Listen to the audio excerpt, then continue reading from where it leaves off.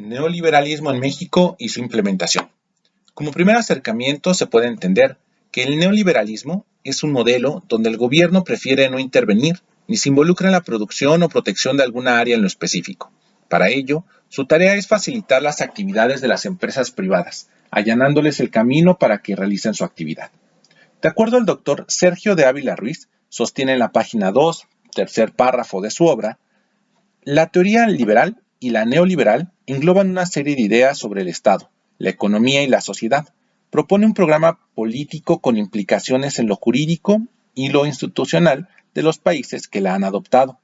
No es un pensamiento unitario ni monolítico. Sus postulados y las derivaciones son variadas y engloban a diversos autores en distintos momentos de la historia, siendo en la década de los años 80 del siglo XX cuando se establece el término neoliberalismo para referirse a las políticas adoptadas por una diversidad de países conforme a las recomendaciones de las instituciones económicas multilaterales.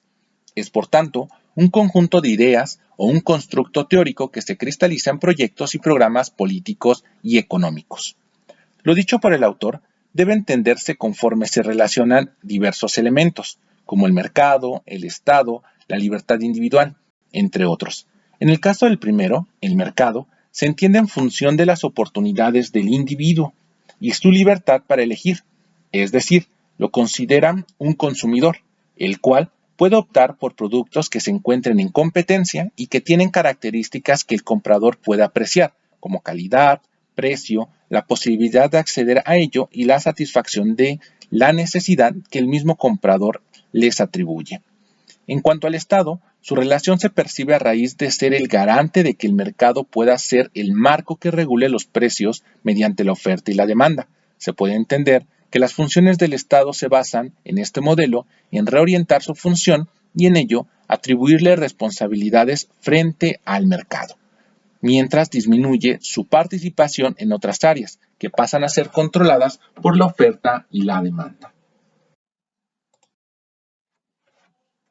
Lo anterior pone de manifiesto que lo privado se impone sobre lo público. Por tal motivo, aquello que fuera controlado por el Estado en diferentes sectores de la economía no tenía razón de ser e incluso se convertía en un obstáculo para lograr progreso.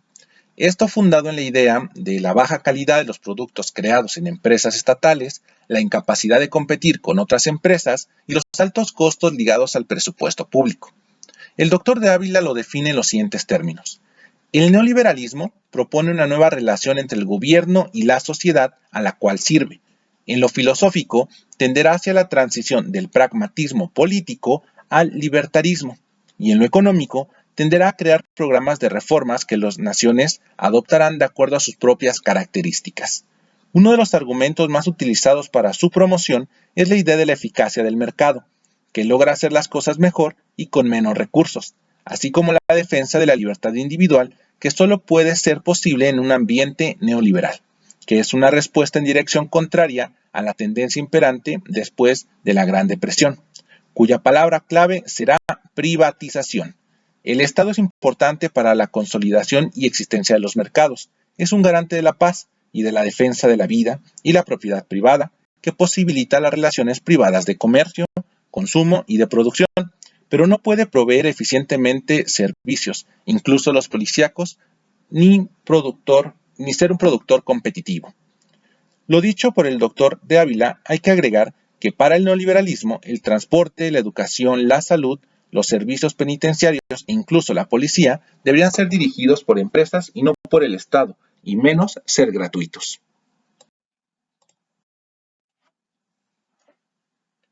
El doctor Fernando Escalante, en su libro Historia mínima del neoliberalismo, comenta: la particularidad del programa neoliberal consiste en proponer que la privatización sea la regla.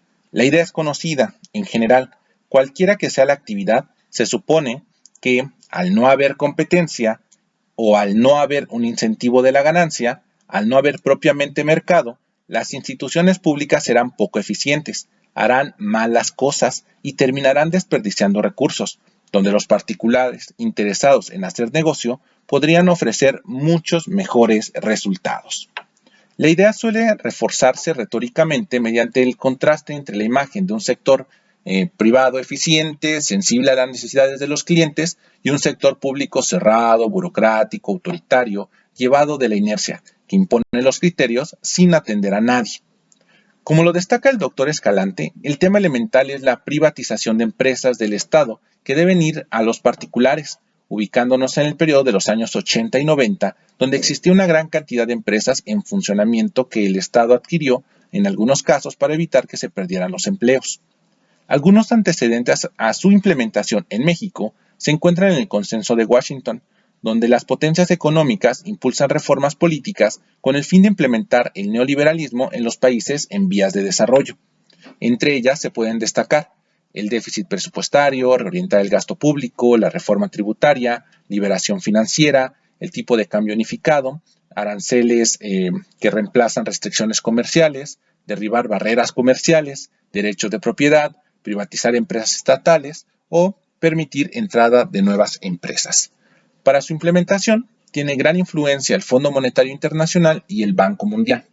En México, el neoliberalismo se impondrá como modelo, iniciado con Miguel de la Madrid, continuará con Carlos Salinas de Gortari, Ernesto Zedillo, Vicente Fox, Felipe Calderón. Con Miguel de la Madrid, los postulados neoliberales comenzaron a implementarse en la vida mexicana. Uno de los aspectos principales fue como presidente y líder del partido la elección de Salinas para sucederle, que a ser miembro de los tecnócratas, educados en el extranjero con ideas neoliberales, daría continuidad y apertura que ya se venía desarrollando. Instalado Salinas en la presidencia, nos dice el doctor de Ávila, de más de 500 empresas estatales que había en 1988, quedaron alrededor de 150 al final de la administración salinista. Entre las empresas que pasaron a formar parte del sector privado estaban las aerolíneas Insigne, Aeroméxico y Mexicana, Teléfonos de México y los bancos. Esto último permitió la entrada de bancos extranjeros que se adueñaron del sistema mexicano. Por el momento quedaron en manos del Estado mexicano la industria petrolera y la eléctrica. La venta de las empresas se planteó como necesaria para pagar la deuda pública, interna y externa, e incrementar el gasto social. Otro evento durante el salinismo es la implementación del Plan Brady, impulsado por los Estados Unidos, donde se proponen medidas políticas, financieras y jurídicas en el mismo sentido del Consenso de Washington. Entre las medidas políticas se encontraban fomentar la inversión, fomentar el ahorro interno y promover el retorno de capitales.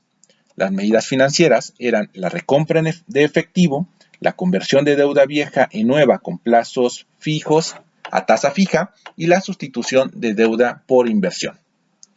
En la medida jurídica, el mismo trato jurídico a los acreedores como a los deudores y 5 cláusulas que garantizaran la igualdad.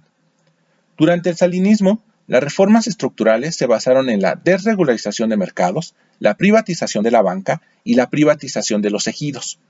Para ello, se impulsó el Tratado de Libre Comercio de América del Norte. Se modificaron reglamentos permitiendo que extranjeros controlaran áreas restringidas. Se cambiaron las reglas de inversión, así como las financieras, y se redujo el tamaño del Estado. En este periodo se crea el programa de solidaridad para legitimar al gobierno y mejorar las condiciones de vida de forma paternalista, situación que al final del sexenio no había logrado acabar con la pobreza. En 1994 es electo Zedillo, el cual inicia su gestión con la crisis económica, quebrando los bancos, desapareciendo los ahorros de las personas. En un sentido neoliberal, el gobierno optó por rescatar al sector bancario a través del FOBAPROA, adquiriendo las pérdidas. El gobierno zedillista promueve un acuerdo de unidad para superar la emergencia económica, donde se promueve reformas legales conducentes para permitir la inversión y la participación privada en ferrocarriles y en las comunicaciones vía satélite. En la descentralización del sistema portuario mexicano, se acelera el proceso para fomentar la inversión privada en los puertos. Se aprueban reformas a las leyes que regulan la actividad financiera para permitir selectivamente mayor participación de intermediarios financieros del exterior en el capital de las instituciones financieras del país y se continúa con las privatizaciones. Para la doctora Josefina Robles, los logros de la gestión del gobierno de Zedillo fueron los siguientes: la recuperación del crecimiento económico, el descenso de la tasa de inflación, el incremento de la tasa de ahorro interno, la estabilización del tipo de cambio, el incremento de las reservas internacionales, la proporción de la deuda total con respecto al PIB se redujo moderadamente, la proporción de la deuda externa se redujo a la mitad, se recuperó el nivel de empleo, en contraste, se incrementó el déficit en cuenta corriente, el déficit fiscal se sextuplicó, el salario real descendió y la deuda interna creció considerablemente. Con la llegada de la alternancia política del PRI al PAN, continuó la tendencia neoliberal. El periodo panista, dirigido por Vicente Fox y Felipe Calderón, se caracteriza por el seguimiento neoliberal. En este sentido, el doctor de Ávila nos dice: en la primera parte de la administración foxista se da un estancamiento de la economía, debido, entre otras cosas, a las precarias garantías que se le daban a los inversionistas. Se intentó controlar la inflación a través de medidas como el control salarial, la restricción de la oferta monetaria, la reducción de las tasas de interés y la estabilización del tipo de cambio. No crece sustancialmente la creación del empleo y los generados no son estables, mientras que la mayor parte de los que se incorporan al mercado de trabajo lo hacían en el sector informal o en empleos mal pagados. En el periodo de Calderón, 2006-2012, se busca continuar con las reformas estructurales en el ámbito energético, educativo, telecomunicaciones, fiscal, laboral y el financiero. Será en el año 2008 donde se impulsen las reformas en las áreas fiscal, energética, laboral, de telecomunicaciones. Así es como nace el impuesto empresarial a tasa única. En el caso de Pemex se busca la apertura a sectores como explotación, exploración, refinación y distribución del sector privado. Se crea el Seguro Popular para la atención médica, la Comisión Reguladora de Energía, se permite la flexibilidad laboral, se desaparece el poder del sindicato, en este caso de Luz y Fuerza del Centro. En conclusión, se puede decir que el neoliberalismo en México se ha cimentado en dos principios universales. El primero, el crecimiento del Producto Interno Bruto bajo la idea de impulsar el crecimiento de la economía. Y dos, distribuir el ingreso de forma adecuada para mejorar el bienestar del individuo. Sin embargo, en los hechos, el aumento del Producto Interno Bruto no se ha distribuido de la mejor manera, lo que se entiende que, aunque existe un aumento, la distribución es equitativa ni inclusiva. Por tal, el principio de lograr mejores condiciones para los individuos no se lleva a la práctica. Doctora, le agradezco mucho. Estoy al pendiente de sus indicaciones.